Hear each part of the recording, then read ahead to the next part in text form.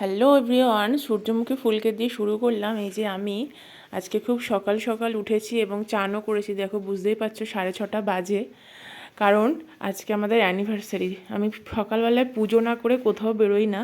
আজকে খুবই সকাল, আমার চান হয়ে গেছে। আমি গোপালকে তুলবো বলে চলে গেলাম, আর গোপালকে ডাকলাম, ডেকে তুললাম। সেখানে গোপাল, দুই গোপাল, কারণ আমার আমার নিজের একটা গোপাল, ছোট গোপালটা আমার, আর বড় গোপালটা আমার মাসিমণির একটু মানে উনি পুজো দিতে পারবেন না, ওনার একটু প্রবলেম হয়েছে, ওনার শাশুড়ি নেই, সেই জন্য উনি পুজো দিতে পারবেন না, আমার কাছে দিয়ে গেছে। যাই হোক, দুই গোপালকে আমি চান করিয়ে দিলাম সকাল সকাল। ঠান্ডাও লাগছে, আমি জল নিয়ে এসে দুই ভাই বলতে একই আত্মা, একই, দুজন আলাদা আলাদা, এটুকুই যা।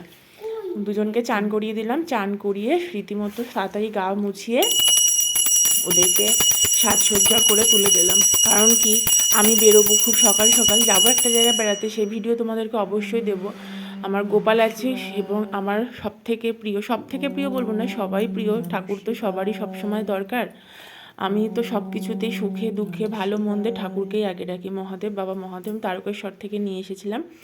যাই হোক, এখানে গোপালদের সাজুগুজু করে দিলাম।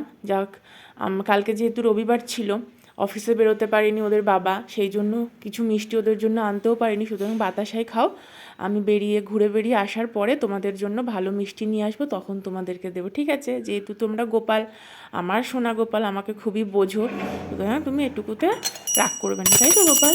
সুপ্রভাত, গুড মর্নিং। যাক, রাখছি।